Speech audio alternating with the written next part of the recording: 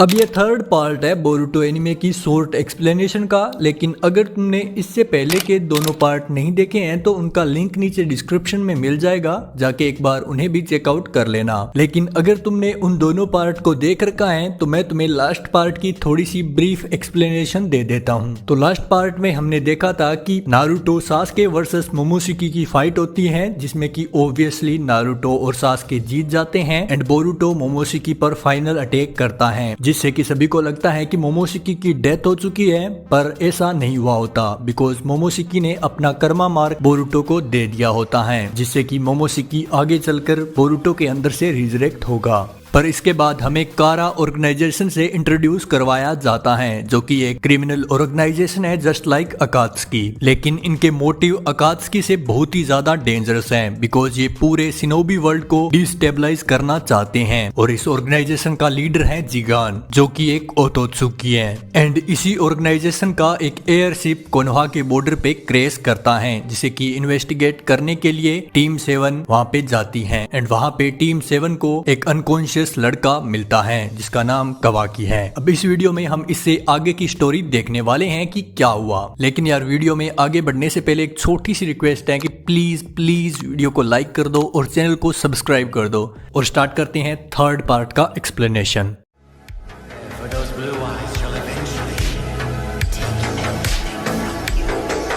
What are you talking about, man?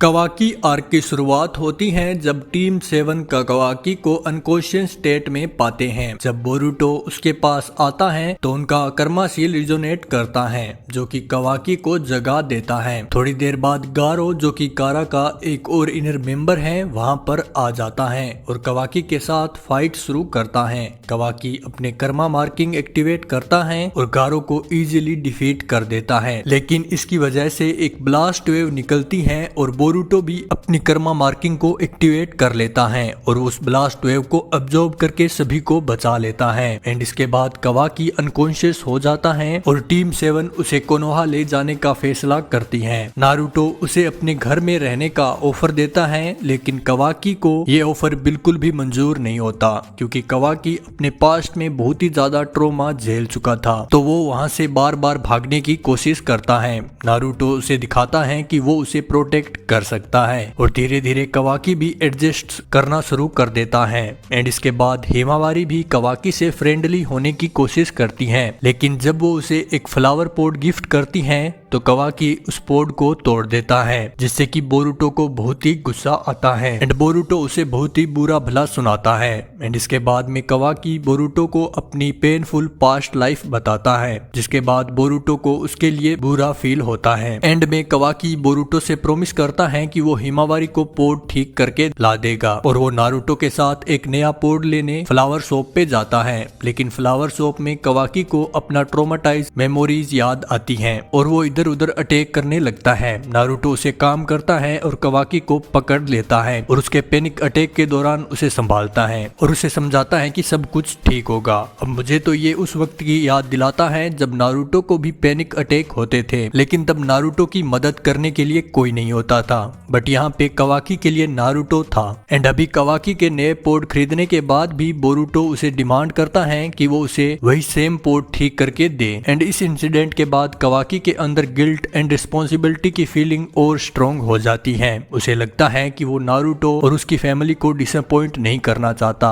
तो कवाकी Boruto की demand को पूरा करने का डिसाइड करता है। वो उस पोर्ट को ठीक करने के लिए अपनी तरफ से बेस्ट एफर्ट डालता है, लेकिन फिर भी वो अच्छी तरह से ठीक नहीं हुआ था। पर हमें कवाकी का ये एक्शन दिखाता है कि अब कवाकी अपनी गलतियों के लिए जिम्मेदारी लेना सीख चुका है। उस वक्त नारुतो को भी ये समझ में आता है कि कवाकी को सिर्फ सही डायरेक्शन और थोड़ा सा सपोर्ट चाहिए ताकि वो अपनी इमोशनल स्ट्रगल को पार कर सके। धीरे धीरे बोरुटो और कवाकी के बीच में टेंशन कम होने लगती है और बोरुटो भी समझने लगता है कि कवाकी का पास्ट कितना ज्यादा पेनफुल था। इस सब के बावजूद कारा ऑर्गेनाइजेशन का खतरा अभी भी मंडरा रहा होता है और कवाकी के अंदर एक इनर स्ट्रगल चालू रहता है।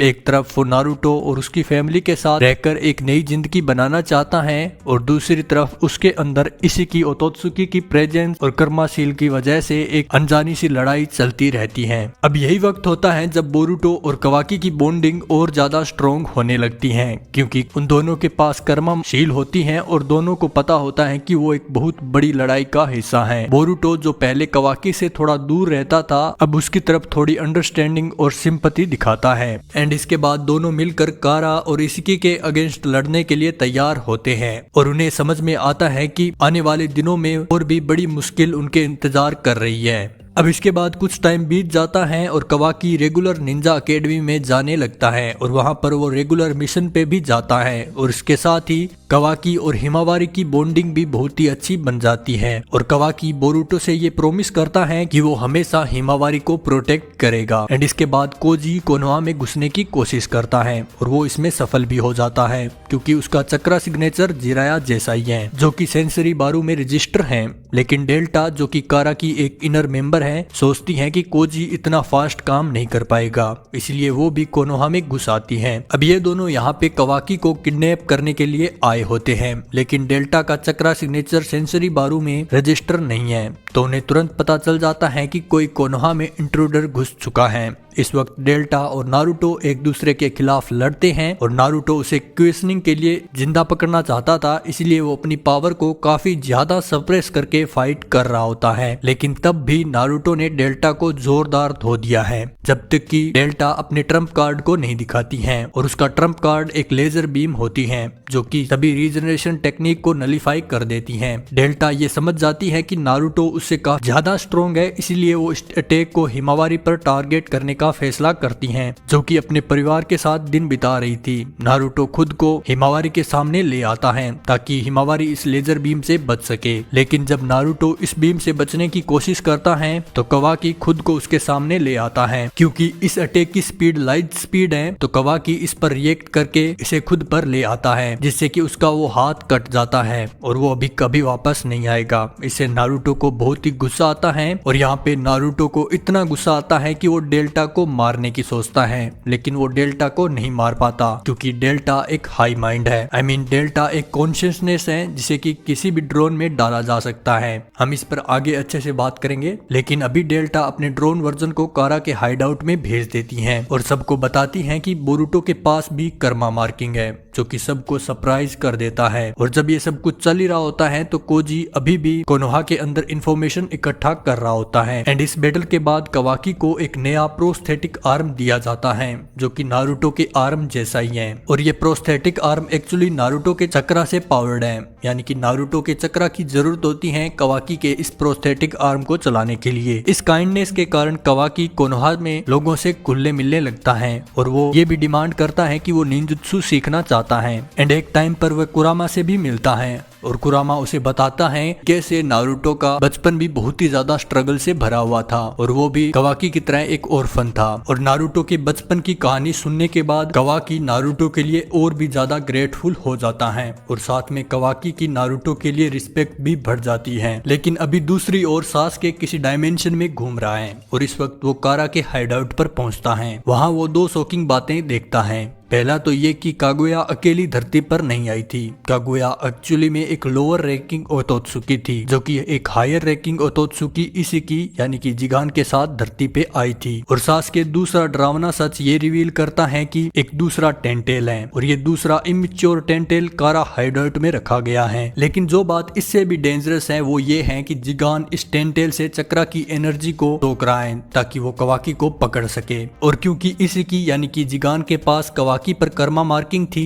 तो वो फोर्सफुली उनकी कर्मा मार्किंग को सिंक्रोनाइज कर सकता था और कवाकी के पास एक पोर्टल खोल सकता था और जिगान ऐसा ही करता है और इस तरह से जिगान कोनोहा में एंटर कर जाता है। यहाँ जिगान कोजी के सामने आता है और उससे कहता है कि वो नारुतो, कवाकी और बोरुटो को ऑब्जर्व करना बंद करे क्योंकि जिगान को पता है कि कोजी हमेशा से कारा में एक स्पाई रहा है, वो स्पाई जिसने कि इंश्योर किया कि एयर वेसल क्रैश हो और जिगान उसमें इंटरफेयर न कर पाए क्योंकि वो जिगान के असली मोटिव को जानने के लिए क्यूरियस था। पर अभी मुझे पता चल चुका है कि कोजी तुम स्पाई हो, तो अपना ये ढोंग बंद करो और यहाँ से निकल जाओ। और जब कोजी और जिगान के बीच में ये बातें चल रही होती हैं तभी नारुतो जिगान की प्रेजेंस को सेंस कर लेता है और नारुतो और जिगान की 1-on-1 फाइट शुरू होती है। लेकिन ये ज्यादा देर तक नहीं चलता क्योंकि जिगान आसानी से नारुतो की पिटाई कर देता है। फिर जिगान कवाकी के पास जाता है और उसे वापस कारा हाइडआउट में ले जाने की तैयारी करता है, जहां वो कवाकी को डांटता है कि वो नारुतो के प्रोस्थेटिक आर्म की एबिलिटी को अपने कर्मा मार्किंग पर क्यों इस्तेमाल कर रहा है। एंड इसके बाद जिगान कवाकी को बताता है कि कोनोहा में उसकी कोई भी परवाह नहीं करता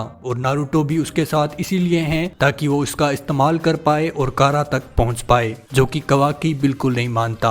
आपको साफ करता है और फिर जिगान से लड़ने लगता है। अब वो उसे सीरियसली लड़ना स्टार्ट करता है। इस वक्त कवाकी ने भी जिगान के साथ वापस जाने का पूरा इरादा बना लिया था और वो भी इसलिए नहीं कि जिगान सही था या फिर कोनोहा और नारुतो उसे पसंद नहीं करते हैं, बल्कि इसीलिए कि उसे डर था कि जिगान नारुतो को मार देगा। लेकिन नारुतो कोनोहा में जिगान के साथ लड़ाई नहीं करना चाहता था क्योंकि वो सोचता है कि ये कोनोहा को बर्बाद कर देगा। तो जिगान नारुतो को एक अलग जगह टेलीपोर्ट करने की कोशिश करता है, लेकिन सासुके इसे बीच में ही रोक लेता है और सासुके भी नारुतो के साथ जुड़ जाता है। और जब वो टेलीपोर्ट हो रहे होते हैं तो इस वक्त नारुतो और सासुके जिगान के खिलाफ लड़ाई लड़ने लगते हैं। एंड टेलीपोर्ट होने के बाद वो अपने फैंसी मूव जैसे कि कुरामा मोड और सुसाना को इस्तेमाल करते हैं। जिगान उनका मजाक उड़ाने लगता है।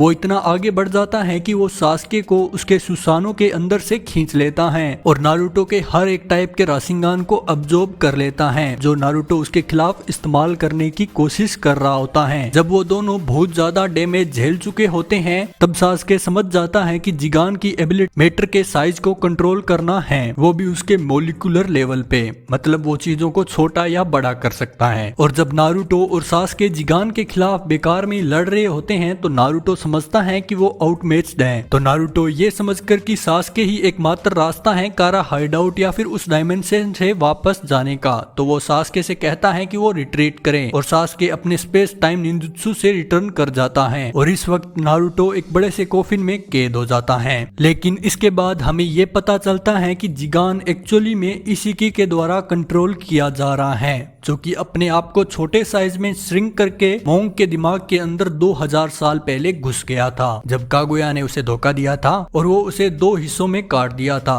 और क्योंकि इशिकी और जिगान परफेक्ट नहीं थे तो जिगान सिर्फ इशिकी की स्ट्रेंथ का पोर्शन ही इस्तेमाल कर सकता है। तो जिगान को कुछ दिनों के लिए कारा हाइडआउट में वापस जाना पड़ता है। लेकिन अभी दूसरी तरफ कोजी समझता है कि ये उसका मौका है क्योंकि वो जानता है कि जिगान अब कमजोर हो गया है और सासुके अकेला उसके खिलाफ नहीं जा सकता, तो वो जिगान से फाइट करेगा। पर अभी इधर कवाकी जो नारुतो के लिए परेशान है बोरुतो को मना लेता है कि वो दोनों कर्मा सील को सिंक्रोनाइज करके नारुतो की लोकेशन पे पोर्टल खोल सकते हैं। शिकामारू के साथ सभी लोग पोर्टल के थ्रू जाते हैं, लेकिन जब वो वहां पहुंचते हैं तो उनका सामना बोरू से होता है जो कि कारा का एक और इनर मेंबर है। तो टीम 7 और कवाकी बोरू से लड़ने लगते हैं और जब ये बैटल हो रही होती है तो कोजी को पता चलता है कि जिगान को अपनी ट्रू फॉर्म का सामना करने का टाइम आ गया है। और जब वो वापस आ रहा होता है तो वो अपने आप को एक शेडो के थ्रू छिपा लेता है। इस वक्त कोजी ने जिगान के खिलाफ अपना सबसे पावरफुल जुत्सु एक्टिवेट किया होता है, लेकिन वो इससे जिगान को हरा नहीं पाता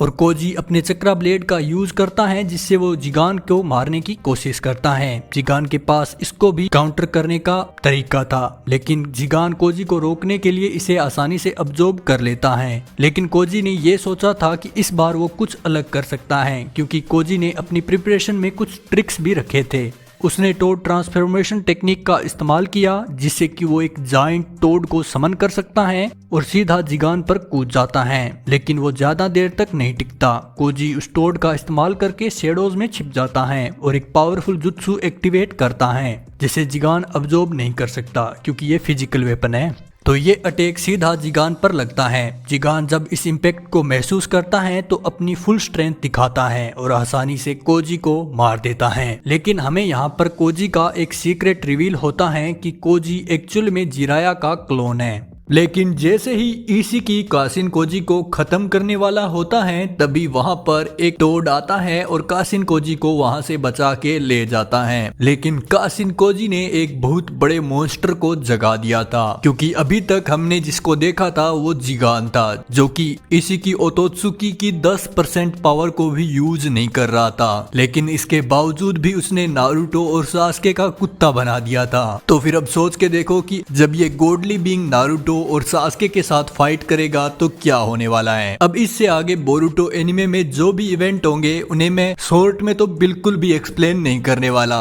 बिकॉज वो सभी इवेंट अपना एक फुल फ्लेज वीडियो मांगते हैं, क्योंकि ऐसे बहुत सारे मोमेंट्स हैं जिन्हें की एक्सप्लेन करना जरूरी है। तो उनके बारे में कल बात करेंगे।